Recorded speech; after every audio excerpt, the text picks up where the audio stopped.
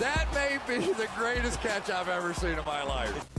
Okay, we're going to go through and talk about some fantasy football playoff matchups. Now, of course, we said this in the running back video, but for the love of God, if you are right now, say 2-7, 3-6, this video is not for you. Now, you can watch it, of course. You can drop that like and subscribe to the channel, but nonetheless, this is for the people that are 5-4, that are 6-3, that are 7-2, that are 8-1, that are 9-0. I mean, if that's your record right now, I think at this point we should be trying to gear up for the fantasy football playoffs, especially if you're that 7-2 roster, knowing that the production we'll have at the end of the season's a lot more important than the production that we're about to have in November, knowing that you're already on your way to the fantasy football playoffs. But of course, before we dive into schedules, before we dive into wide receivers that should be able to get better as the season goes on, you know, we have to give away some Fantasy Flock Network hats for the people that dropped a like on the video and left a comment on the last one. And our first winner going to come out to King Zombie, and our second one going to come out to Brandon. Of course, thank you so much for supporting the channel, being a part of the flock.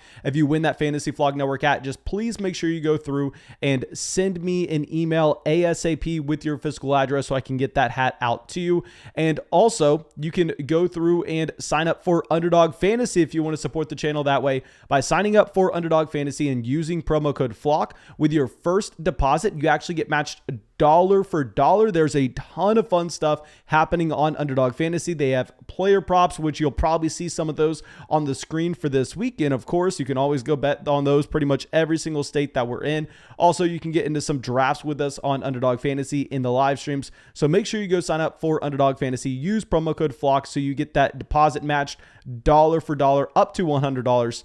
And I think that should be it. Let's go through and let's dive into these playoff matchups. And let's just start it off with a wide receiver that had a very strong week this past week. Now, it's hard to just go through and say, okay, he's a no-brainer trade target, but let's talk about Devonta Smith here. Now, with Smith, this is a wide receiver that I want to acknowledge the fact that there are a couple things that are probably going to make us a little hesitant to go all in on Smith. The factor that he is more so a depth piece wide receiver, not necessarily someone that's going to be a lock to be in your starting lineup during that fantasy football playoff push. Like if you're playing in an 8-team or a 10-team format, honestly, Smith's playoff value may not necessarily be that much for you, just knowing that if you're in a 10-team league and you make it to the fantasy football playoffs, you're not going to have to worry about a wide receiver like Devonta Smith because he's most likely not going to be a top 2 wide receiver for you. You're most likely going to have him as your wide receiver 3, wide receiver 4 if you have that dominant roster. But however, if you're playing in a 12-team league, I think that Smith could be that weekly starter for you by the time we get to the end of the season. Not just saying this because he has the great week this past week, or if you're looking at Devonta Smith, he was actually the wide receiver 2 in week 9. I mean, it's very funny to see that Elijah Moore was the wide receiver 1. Devonta Smith was the wide receiver 2. He didn't get a lot of volume. Now, that's one thing I want to point out. He had 6 targets, 5 receptions, 116 receiving yards, but this past week doesn't matter that much in projecting him for the long term. With Smith, if we just go back to the wide receiver, he was coming out of Alabama, former Heisman Trophy winner. I mean, obviously, this was a player that had essentially the best season of all time for a wide receiver at the college level. Like, let me pull this up just for fun here. Let's look at Devonta Smith in college and just what he was able to do at Alabama in a passing offense that wasn't Texas Tech. It wasn't this air raid offense where he just, was a product of the overall offensive scheme. Of course, you love the talent that's on Alabama. Nonetheless, he comes out and in the SEC, 1,800 receiving yards, 23 touchdowns in only 13 games played. This is a player that also, comes out with 117 receptions. Laughable to see how dominant he was at wide receiver. He gets drafted at the very beginning of the first round in this year's draft class, and the team trades up for him. Of course, all those are great signs for Smith's rookie season, and we know historically those rookie wide receivers continue to expand their role. They continue to get better as the season goes on. But with all this being said, of course, you're not just excited about Smith because he should continue to expand his role. The matchups that he will have in the fantasy football playoff stretch are going to be very impactful. And just in case you don't know the weeks that we are going to be looking at, as we've already discussed this on our running back video, but usually, you're looking at the fantasy football playoff weeks being weeks 14, 15, and 16. That way you don't have to play in week 17, wherein a lot of those starting players are just going to be benched from their NFL teams because their team has already locked up a playoff spot, or maybe they're not in the playoffs. Regardless, we know that a lot of players the last week, they don't really play. So you want to be having your championship the second to last week before the season. So now that we have the extra game on the schedule this year, our playoff schedule that we're going to be looking at weeks 15, 16, and 17. And during that time period, Devonta Smith, he has the Washington football team twice. Right now, Washington, I mean, this was the defense coming into the year. A lot of people, including myself, thought that they were going to be a great defense, something that we needed to be avoiding based on how much talent and young talent that they have with that defensive front. But right now, they have given up the second most points to opposing wide receivers on a per game basis so far this season. So the fact that Smith gets to go up against them twice, of course, we haven't seen him go up against them yet this year. That is a little concerning. Now, I will say with Jalen Hurts, obviously Hurts is a great quarterback option for the fantasy football playoffs as well.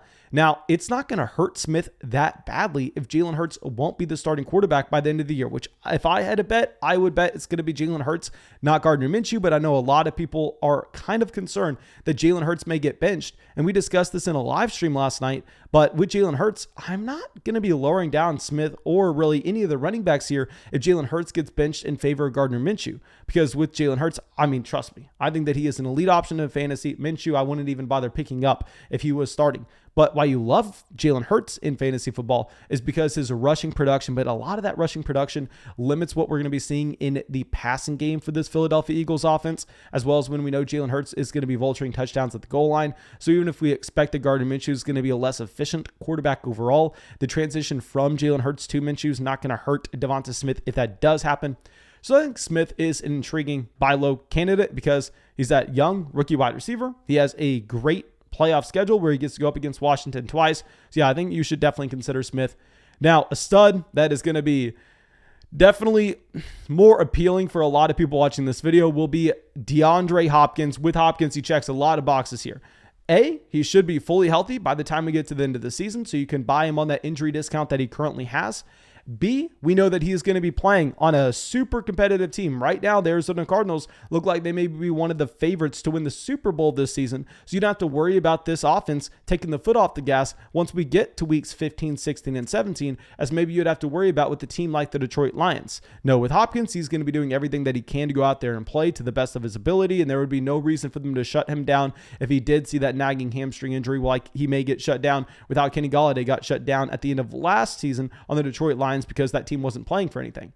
And also with DeAndre Hopkins, he has a great schedule for the fantasy football playoffs. He has the Lions in week 15. Right now, the Lions are the 14th worst defense in terms of just points per game for the wide receiver position. Obviously, that's not great by any means, not going to lie. But nonetheless, he gets the Colts, which right now are giving up the third most points to the wide receiver position in week 16. And then week 17, he has the Dallas Cowboys, who are currently giving up the 8th most points to the wide receiver position. And obviously, that Cowboys game has the potential to be a massive shootout here between Arizona and Dallas. So I think that Hopkins could be a very intriguing buy low candidate, especially if you maybe think that AJ Green and the fact that he is a dinosaur doesn't hold up the entire season. I think Hopkins, once he is fully healthy, instead of getting the usual 7 targets a game that we are accustomed to in 2021, we go back to getting the 9-10 targets a game that we have seen throughout his entire career so far.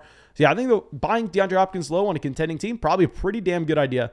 Now let's go over to our next team, which will be the Pittsburgh Steelers with Deontay Johnson at the helm. I mean, with Deontay Johnson, just a great end of season schedule. And with Pittsburgh, of course, they're not a Super Bowl contender by any means, but they will be in the playoff hunt by the time we get to the end of the season. So we don't have to worry about Pittsburgh going through and just shutting down someone like Deontay Johnson if he rolls his ankle in week 14. And here with Deontay Johnson, he has the Titans in week 15. Right now, the Titans are giving up the most points to opposing wide receivers so far this season. You also have the Chiefs in week 17, the Browns in week 18. I mean, those are more so neutral matchups, but a big thing that we're looking for whenever we're trying to identify these players that have great matchups is we don't need them to be going up against Washington and Tennessee every single week. We don't need the first and second best matchups we'd have for these wide receivers every single week. Of course, that is unrealistic to assume we could ever find something like that. But what we can find here is we can find a wide receiver that maybe has that elite matchup in 1 or 2 of the weeks. And at the same time, he has no bad matchups. And with the Cleveland Browns, I know a lot of people may want to argue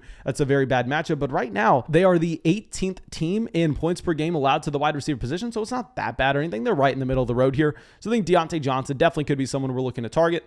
And now our next wide receiver will be CeeDee Lamb. Now with Lamb, I mean, we talked about him in our buy low wide receiver video this past week. I think with Lamb, just based on how you're expecting this Dallas Cowboys offense to bounce back, like right now, it's going to be one of the very rare instances where you can get a discount across the board on the Dallas Cowboys, knowing that over the past 2 weeks, I mean, with CeeDee Lamb, it's a little bit different where we had Amari Cooper dominating with Cooper Rush 2 weeks ago, but that's not something we can really take away from given the fact that with Cooper Rush, he's not Dak Prescott. And also with CeeDee Lamb, I mean, this is a wide receiver that a week ago definitely disappointed against Denver, but that was because the entire Dallas Cowboys offense failed, where if you're going to be looking at CeeDee Lamb, I mean, all the underlying metrics say that he's the guy that we want. He was the player coming out dominating in targets. He had all the air yards at the same time. So I think if we're expecting this Dallas Cowboys offense to be better again, I mean, Lamb's going to be a wide receiver we want to bet on. And speaking of betting, going over to Las Vegas, seeing what Vegas is telling us. Right now, Las Vegas has the Dallas Cowboys as a top 3 to 5 scoring offense this week. And as we always say,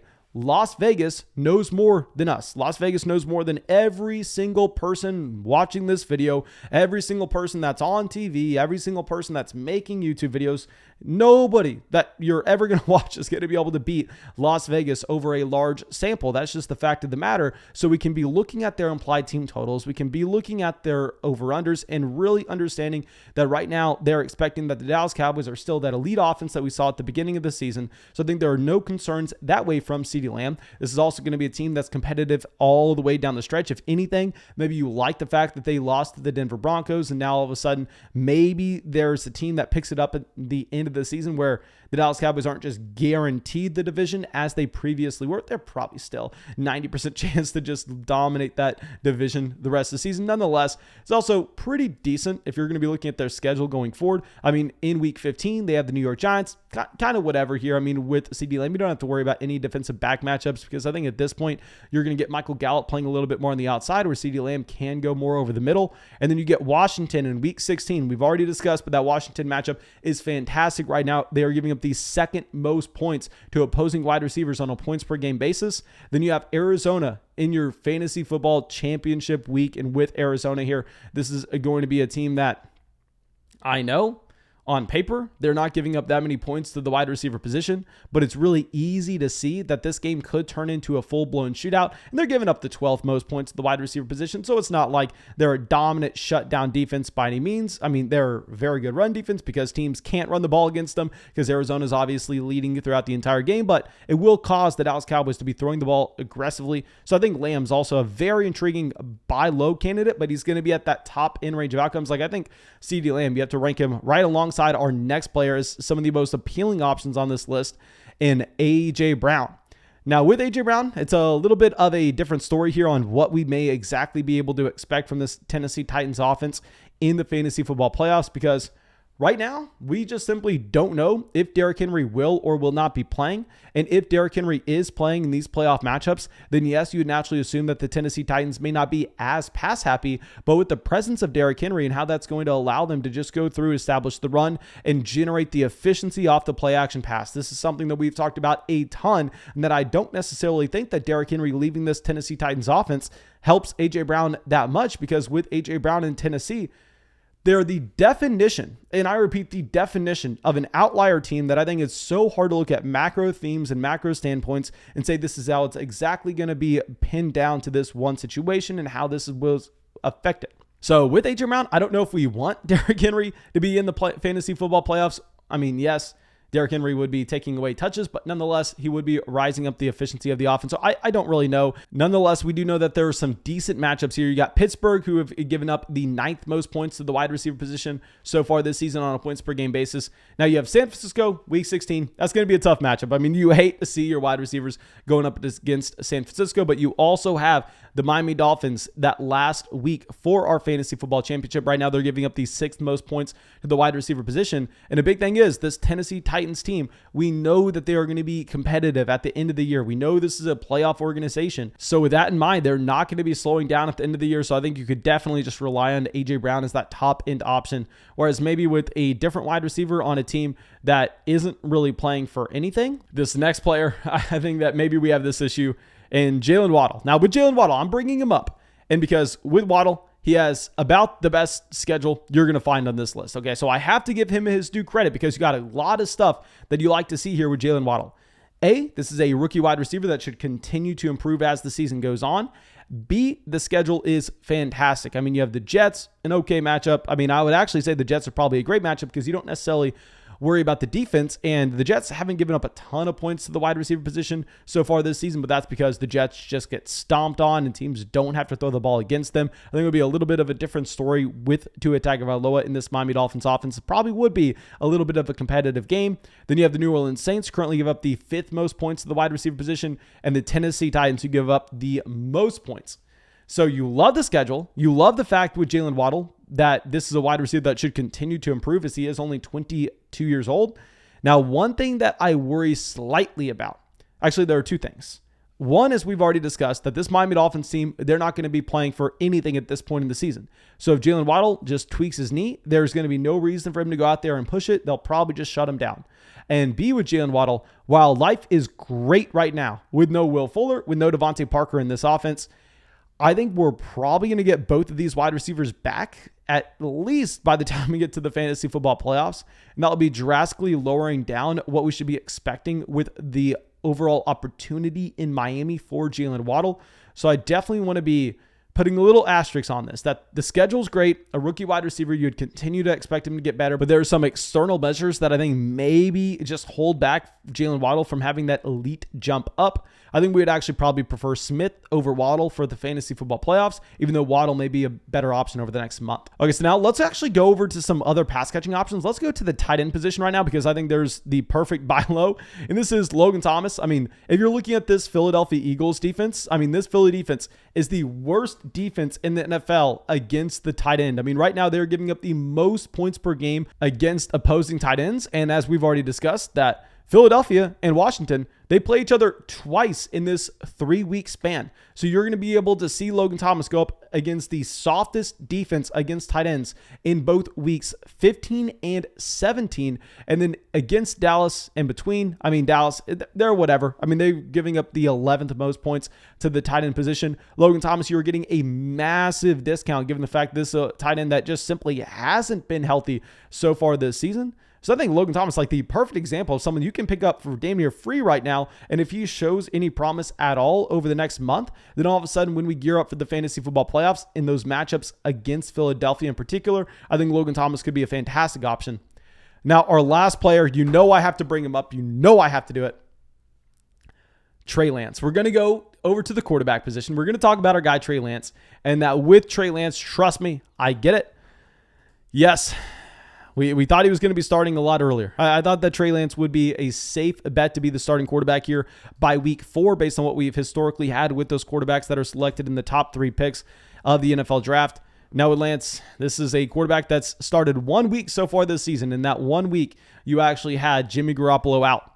Now, I will say a couple things here. This team's about to go up against the Los Angeles Rams. I think after a Rams loss, if they fall to 3-6, maybe, hopefully, we get Trey Lance in that next week. I think at some point, though, given the level of investment into Trey Lance by this team, it's not a Mahomes situation. Remember, when Mahomes was a rookie and Alex Smith was the starting quarterback there, that Kansas City Chiefs offense was humming. That Chiefs team was a playoff team. Right now, the 49ers may be 3-6 after this next week. And while Lance wasn't that impressive against the Arizona Cardinals back in week 5, the Cardinals are a tough matchup.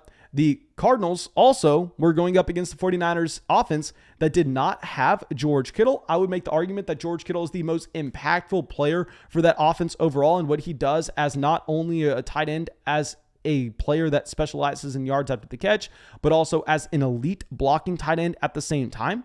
Now, with Trey Lance not even scoring a single touchdown in that game, he came away with almost 17 fantasy points. And that was done by the fact that he showed us that he can get 90 rushing yards in a single game. He had 16 rushing attempts there. Now, if you're going to be looking at the schedule that he has at the end of the season as well, he has Atlanta week 15, giving up the 3rd most points to opposing quarterbacks. Tennessee in week 10, giving up the 10th most points to opposing quarterbacks. And Houston in week 17, giving up the 11th most points to opposing quarterbacks. So I understand. I get it with Trey Lance. He's been frustrating. But the second that we get word that Trey Lance is going to be starting in San Francisco, You have to pick him up. He's pretty much a rich man's Jalen Hurts. That's how I'm viewing Trey Lance, is you just take Jalen Hurts, you put him in a way better situation, and you go, okay, hey, have fun, put up fantasy points. Now, thank you. I really hope you enjoyed this video. Please make sure you go down there, drop that like, leave a comment, subscribe to the channel. Every time you drop that like, leave a comment to get entered in to win a Fantasy Flock Network hat. And also go sign up for Underdog Fantasy. When you make your first deposit on Underdog Fantasy and you use promo code FLOCK, they match you dollar for dollar up to a $100 deposit. You can get into drafts with us, check out some really cool player props, and I promise you nothing supports this channel more. And yeah, thank you again. I really hope you enjoyed the video, and I hope you have a great day.